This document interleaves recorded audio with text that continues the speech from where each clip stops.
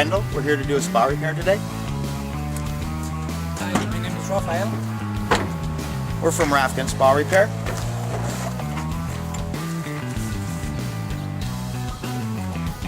We've been doing the repairs now for over 25 years. Our customers trust us. They know they can call us with any questions or set up repairs as needed.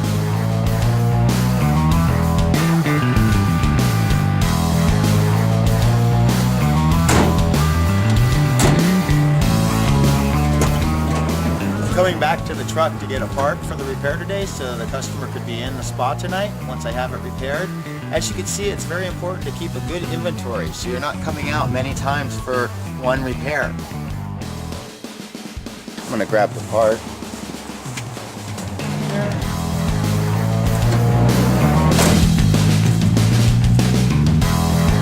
Just getting ready to finish up the spa repair, so I'm going to go inside the control box and check your amps so the spa is performing properly.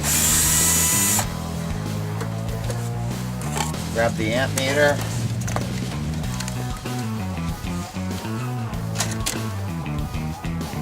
Spa will be turning on low speed first, and the pressure switch will engage.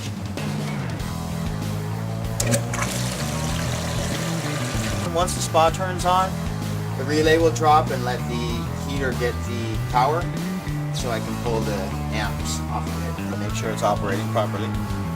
Getting the correct reading on the amp meter. I have 15.2 amps. Repair is done. I'm going to close it back up now and put the cover back on the spa. The spa will be ready in about 5 to 7 hours from now. Well, nothing else will need to be done other than you maintaining the chemicals and cleaning the filter. I'm going to put the cover back on because the temperature's just flying away. And it's just a waste of money. So when we get done here, we're going to put the cover back on and you open it up as needed for your chemicals or when you're using it. Just remember to keep it closed when not in use.